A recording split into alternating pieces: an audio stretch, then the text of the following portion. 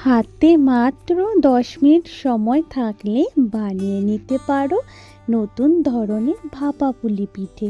দেখতে যেমন সুন্দরী, খেতেও কিন্তু ততটাই সুন্দর। চলো তাহলে কিভাবে তৈরি করেছি এই নতুন ধরনের ভাপা পিঠেটা, সেটাই আজকে তোমাদের সাথে পুরো রেসিপি শেয়ার করব। তাই প্রথম থেকে শেষ পর্যন্ত দেখার জন্য অনুরোধ রইল। প্রথমে একটা কড়াই বসিয়ে দিয়েছি গ্যাসের উপরে, তাতে দিয়ে দিয়েছি আমি ঝোলা গুড়। এখানে তোমরা খেজুরের গুড় কিংবা আখের গুড়, যেটা তোমাদের কাছে সহজ হয় সেটাই নিতে পারো। তা এখানে আমি একটা বাটি মেপে হাফ বাটি মতন নিয়ে নিয়েছি ঝোলা গুড়। তা গুড়টাকে আমি দেখো কড়াইতে এরকম একটুখানি গলিয়ে নিয়েছি। কোনো রকম জল দিতে হবে না, একে একাই গুড়টা গলে যাবে সুন্দর করে। তারপর যেই বাটি মেপে আমি এখানে গুড় নিয়েছি সেই বাটিরই এক বাটি দিয়ে দিয়েছি নারকেল কোড়া।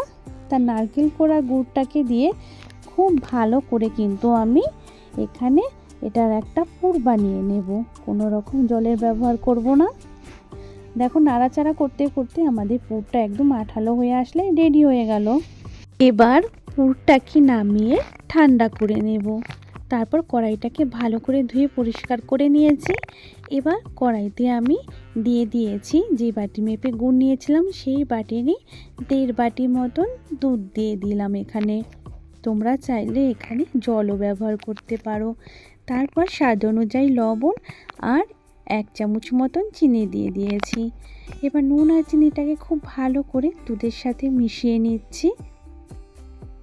নুন আর চিনিটা দিলে কি হবে, আমরা যে ভাপা পুলি পিঠেটা বানাবো তার যে ওপরের অংশটা থাকবে সেটা খেতে একটু টেস্টি হবে। তা দুধের সাথে চিনি আর লবণটা ভালো করে মিশিয়ে নিয়েছি। এরপর ওই বাটিরই 1 বাটি চালের গুঁড়ো দিয়ে দিলাম আর দিয়ে দিয়েছি 4 ভাগের 1 ভাগ মতন একটু সুজি।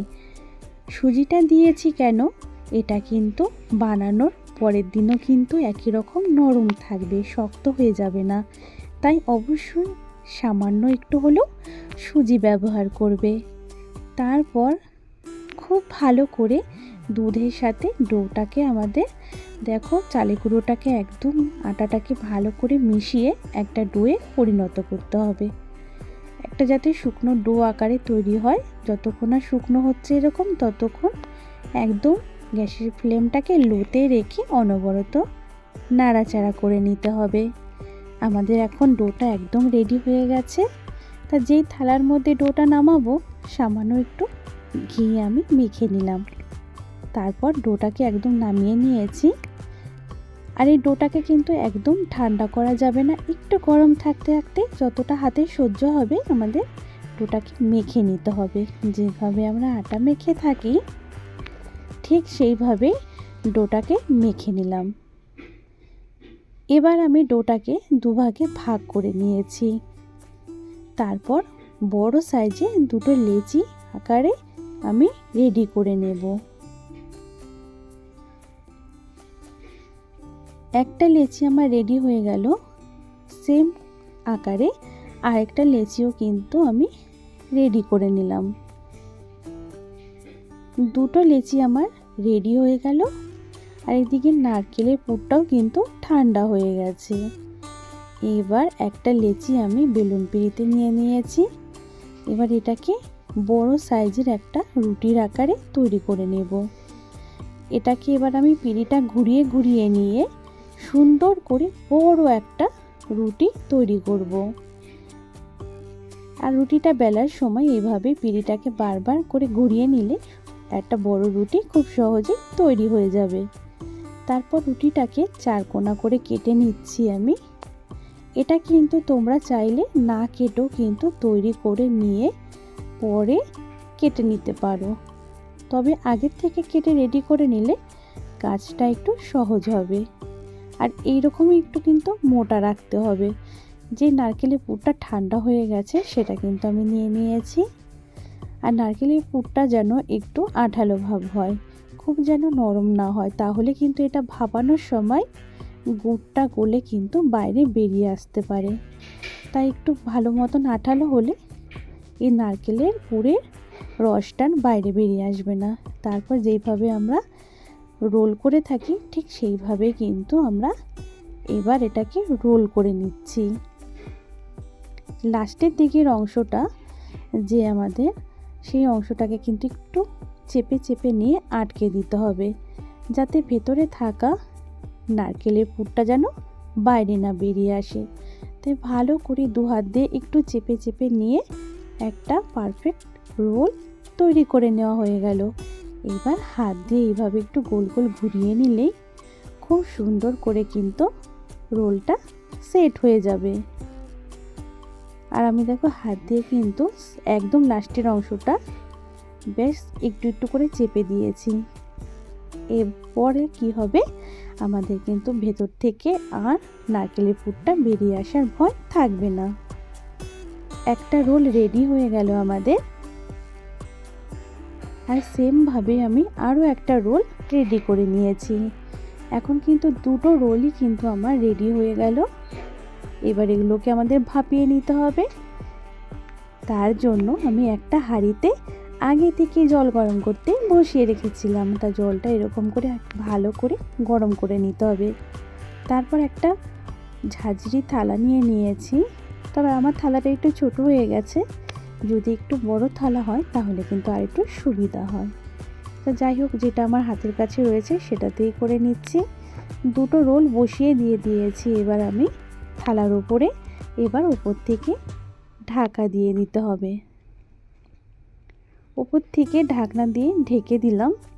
এবার এটাকে আমি 15 মিনিটের জন্য ভাপিয়ে নিয়েছি মিডিয়াম ফ্লেমে রেখে। 10 থেকে 15 মিনিটই সময় লাগে, খুব বেশি সময় লাগে না। ভাপানো হয়ে গেছে, ঢাকা খুলে দেখলাম ভাপানো কমপ্লিট। এবার এগুলোকে খুব ভালো করে আমি ঠান্ডা করে নিয়েছি। এবার কেটে দেখাবো যে কাটার পর এটা কতটা সুন্দর হয় দেখতে।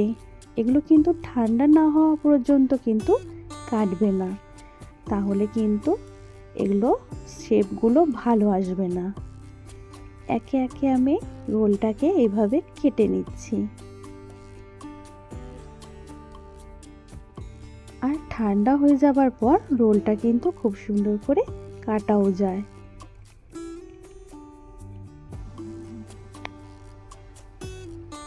আর বানানো তো তোমরা দেখলেই কতটা সহজ বন্ধুরা। খুব সহজে বাড়িতে কিন্তু পুরো পরিবারের জন্য খুব কম সময়ে এই ভাপা পিঠেটা বানিয়ে নিতে পারবে।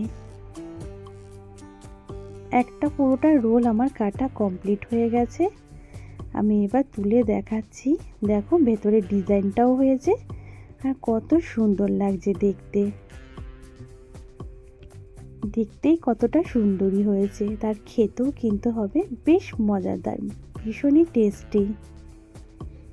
প্রত্যেকটাই কিন্তু খুব সুন্দর হয়েছে দেখতে। আর ভেতরে একদম ডিজাইনটাও দারুণ লাগছে। আর ভেতরে পুরো একদম নারকেলের পুরের ঠাসা, মুখে দিলেই মিলিয়ে যাবে। সবগুলো কিন্তু আমি কেটে নিয়েছি। আরও একটা রোল একইভাবেই কিন্তু আমি কেটে নেব। তারপর সবগুলোকে আবার একসাথে তোমাদের দেখাচ্ছি। সবগুলো রোল আমি কেটে নিয়েছি। এবার এক এক করে থালার মধ্যে সাজিয়ে নেব। আর এগুলো কিন্তু এতটাই সুন্দর দেখতে, তোমার নিজের কাছেই বানানোর সময় খুব ভালো লাগবে। আর যাকেই খাওয়াবে সে তোমার প্রশংসা না করে থাকতেই পারবে না। আর অবশ্যই জানতে চাইবে এত সুন্দর ডিজাইন তুমি কি করে বানালে। সবগুলো আমি থালার মধ্যে সাজিয়ে নিয়েছি। আর দেখতেও কত সুন্দর লাগছে, থালাটা পুরো ভরে গেছে। তা খুব কম সময়ে পুরো পরিবারের জন্য কিন্তু এইভাবে থালা ভর্তি করে ভাপা পিঠে বানিয়ে নিতে পারবে। এই শীতে তো নানান ধরনের পিঠে তোমরা খাবেই, তা অবশ্যই একবার হলেও এই সহজ পিঠেটা একবার হলেও বাড়িতে বানিও। আর অবশ্যই আমাকে কমেন্ট করে জানাবে যে কেমন হয়েছে খেতে। আর আমার চ্যানেলে যদি নতুন বন্ধু এসে থাকো, অবশ্যই চ্যানেলটা সাবস্ক্রাইব করে নিও, পাশে থাকা বেল আইকনটা প্রেস করে দিও।